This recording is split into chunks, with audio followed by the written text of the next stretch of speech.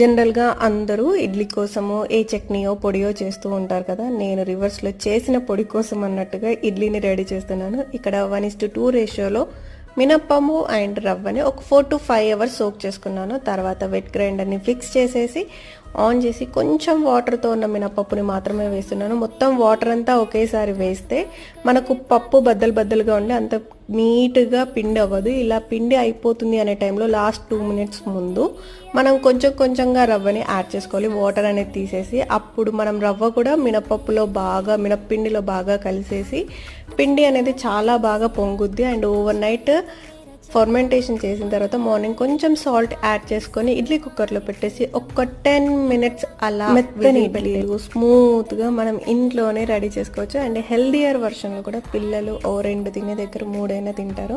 And ఫైనల్గా నా కరివేపాకు కారం పొడి దాంతోపాటు కొంచెం నెయ్యి యాడ్ చేసుకుంటాను.